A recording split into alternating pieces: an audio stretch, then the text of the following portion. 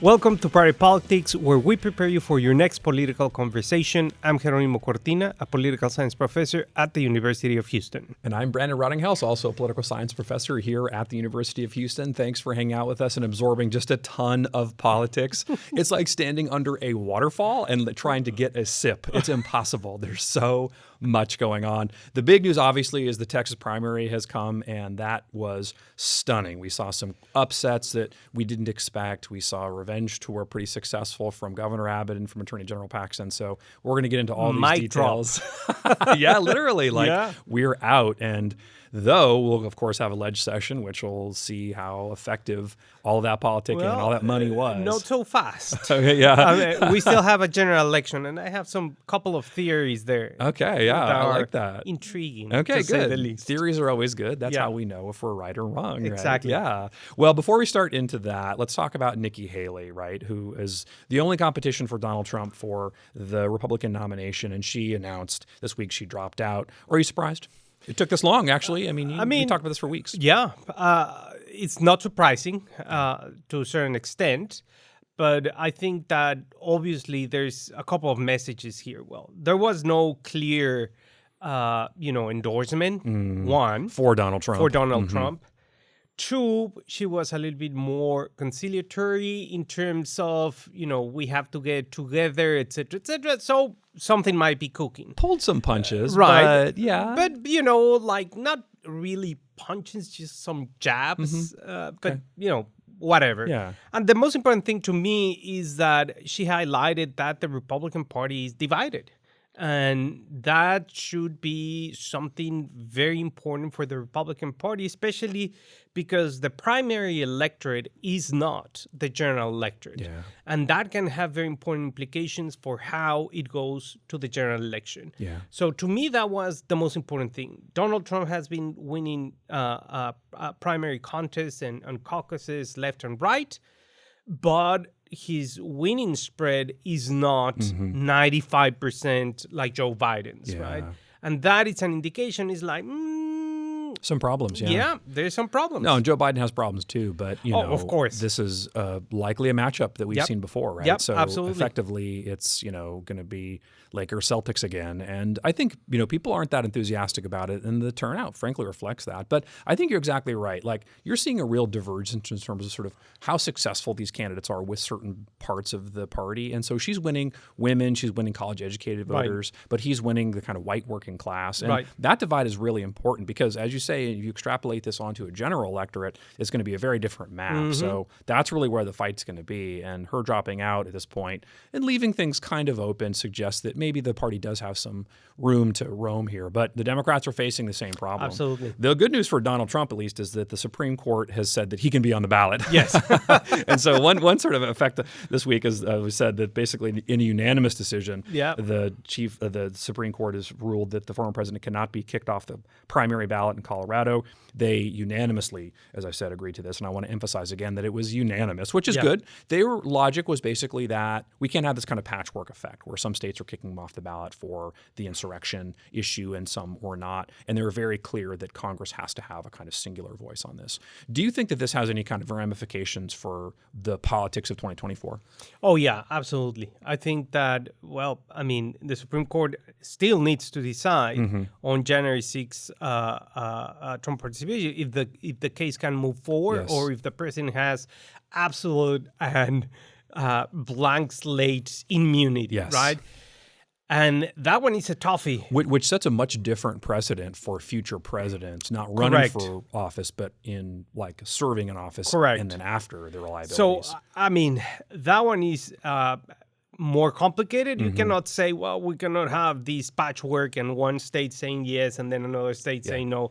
It's not going to be that easy. No. And there, I think we're going to see, some internal disputes within the Supreme Court. So we'll see. Yeah. And obviously, these will have very, very, very important ramifications for the November election. Yeah, and they're very clear that Congress needs to set these rules, and I think that's probably the safest thing to do. But it's a little confusing, right? Because they say basically that they can't enforce Article 3, or sorry, they can't enforce Section 3, but they can enforce Article 2, say, for instance, if you weren't of age to run for president. It's a little bit of a confusing message. Absolutely. But they're very clear that they didn't want states to disqualify the president. And they didn't want to meddle into a matter that is 1,000% political. And this is your big point, yeah. Like they don't want to get involved in this because it gets messy thanks, fast. but not thanks, right? Right. They're not even saying thanks. They're just like, no. Yes.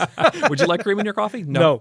Period. Nope. I mean, and the other point is, especially when what is going to come up in the next couple of months, is also a matter that it may be, it's, when you're thinking about, or Trump's argument in this case is about issues whether, if the Congress impeach a president, and then if that president is convicted, then, you, whatever, right? Yes. You can move forward and say that immunity. So the problem that I see here, and my words, is that it's going to be conflated with impeachment as it was a legal procedure. Yes. And impeachment is a political, and now we can call it, I think, a political show. For sure. And now it's going to be conflated, and the Supreme Court is going to say, oh my God, why am I? Yeah. We're like trying I don't want to make these decisions. Like Right. someone else go and make it. I don't want to be involved in this situation. Yeah, but it's a stress test for the system. And,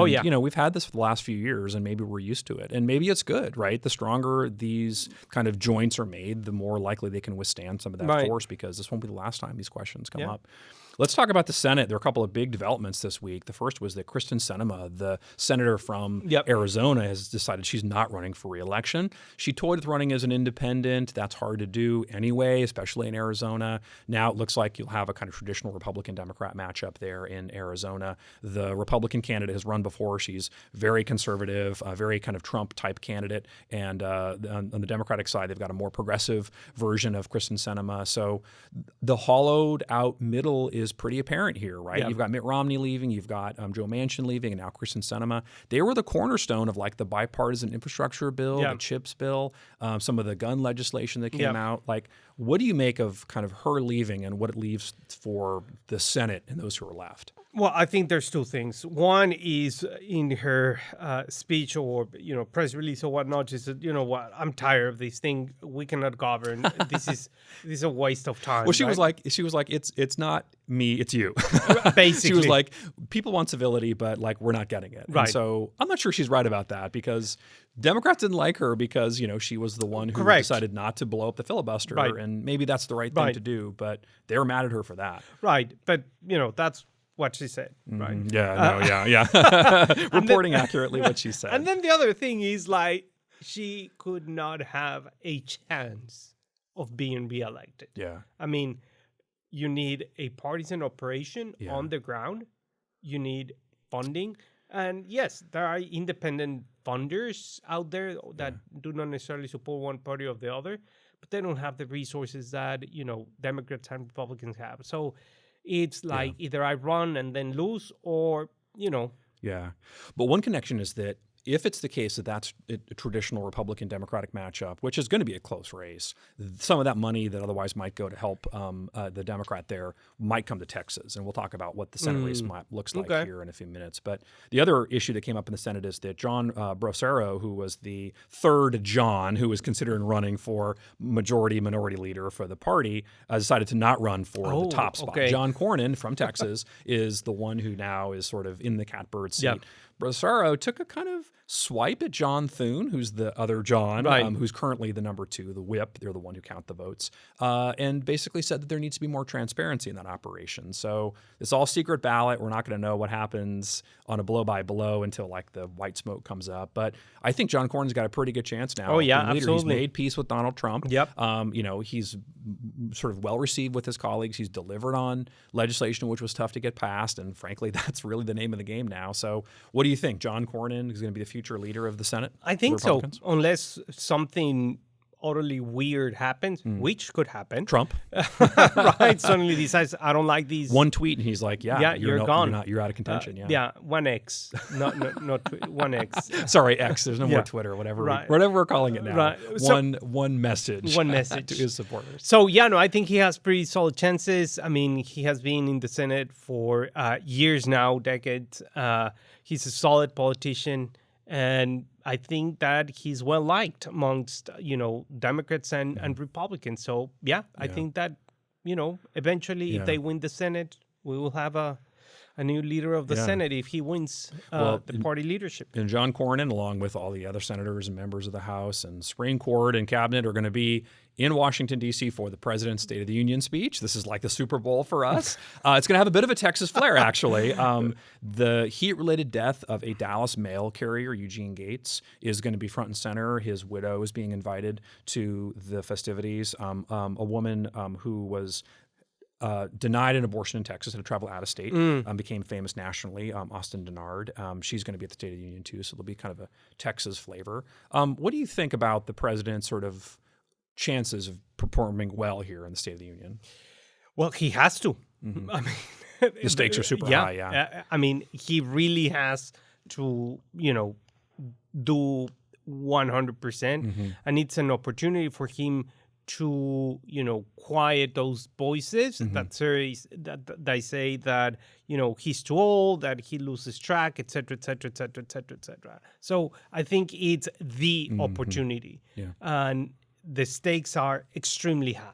Extremely high. And he wants to sort of talk about these issues that are going to be 2024 issues. Right. And this is really a good way for presidents to do that. Now, we know from the literature and political science that moving public opinion is tough. So all the things he talked about aren't necessarily going to try to persuade people to see it his way. But he can change people's opinions on his leadership style and quality, and that's something that scholarship shows is true, and he frankly needs. Perception. Exactly. Perception. And the other is just setting the agenda. And although Congress obviously might not kind of follow along in a presidential election year, it will be the case that the public will pay attention to it. So he can kind of shift that narrative a little bit. But it's still a challenge for presidents to move public opinion historically, and he's got a pretty tall order ahead of him. So we'll play that out as it comes. But let's talk about the big picture for the week, and that's about the Texas primary. This is party politics. I'm Brandon. This is Jeronimo. I know you're up late watching returns.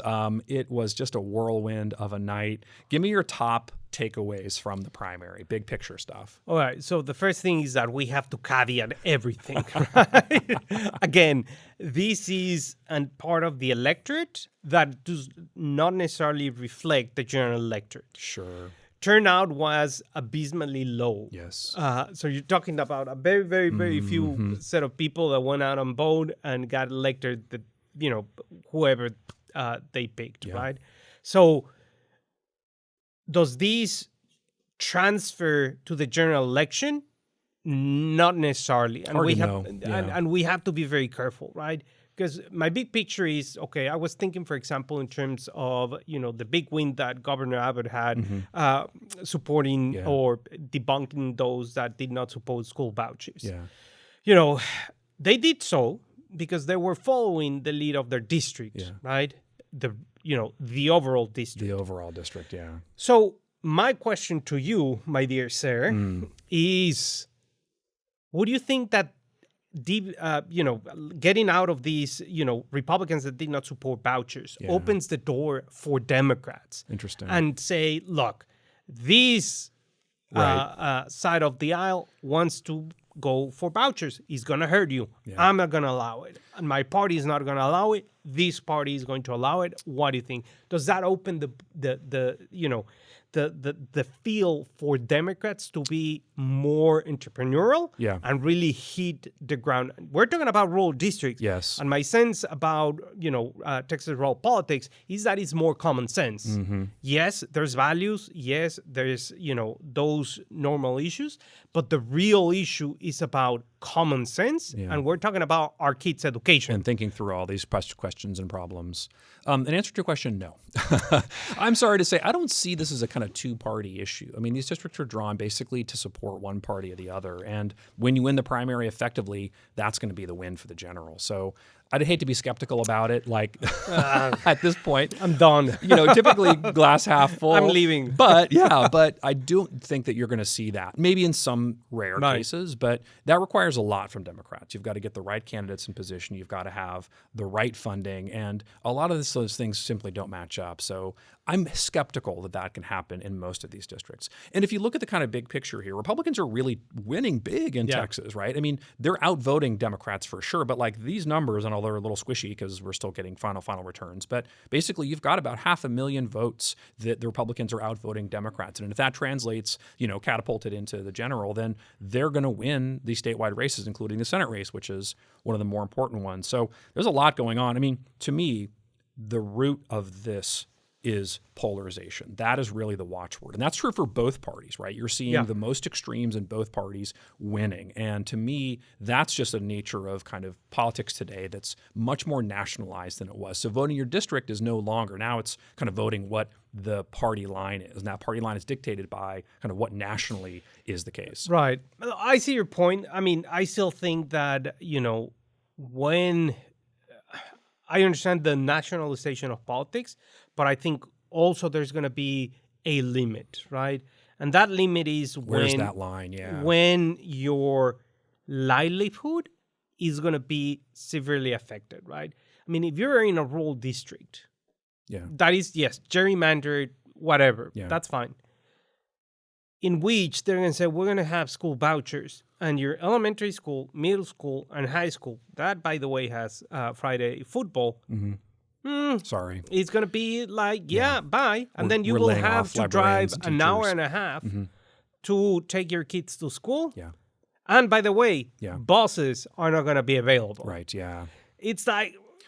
I see your point. I mean, my sense is like, where do you really draw that line? And my question is if the Republican Party, and in this case, Governor Abbott is pushing it too close, where voters can say, you know what, I'm out. Yeah.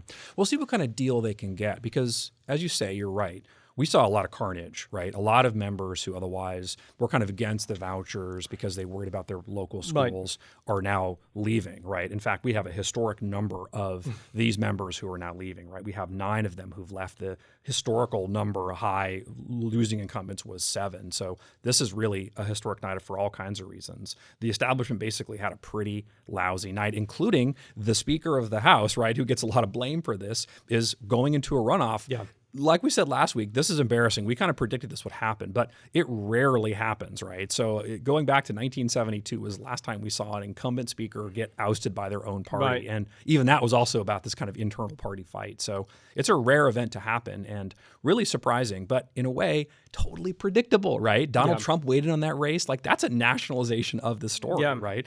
So to me, basically the far right's been pushing for decades to get their way. And this week in this primary, they pretty much got it.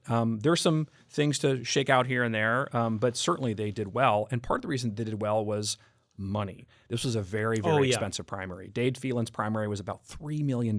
That's, as he says, is the most expensive primary in history. In House District 11, Travis Clardy lost $2.5 million spent.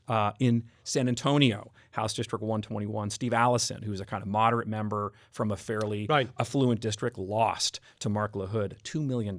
So the price tag is going up, but these seats can be bought for that. And to me, that means that you're going to have winners and losers. But let's talk about Houston.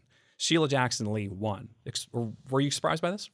I mean, yes and no, because there were signs during, before she declared that, Edwards had an advantage, right?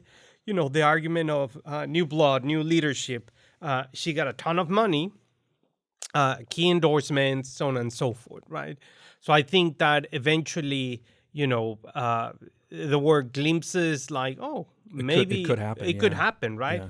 But it did not. Don't bet against Sheila Jackson in this district is the message, right? Yeah. Regardless, because you're right, she was very well funded, had lots of endorsements, but it didn't materialize. On the other side of things, Kim Ogg, the district attorney, lost in a pretty competitive race to Sean Tier, but lost doesn't really describe what happened. He basically stomped her. Yeah. To me, the twin problems of making Democrats mad and the mismanagement of the office were just too much for most people to overcome. Yeah. And so voters pretty much had enough. But to me, the big winner here is Judge Lina Hidalgo, who made an all-out effort to make this happen. So as probably the most important, well-liked Democrat on that side of the aisle, she really did move the needle here. But I want to urge caution for a second. I want to get your take on this last thing, and that's we have a county judge who has been under investigation and some of her staff members indicted. Right. And she uses her kind of political platform to unseat that person. If this happened in a different country, what would you say?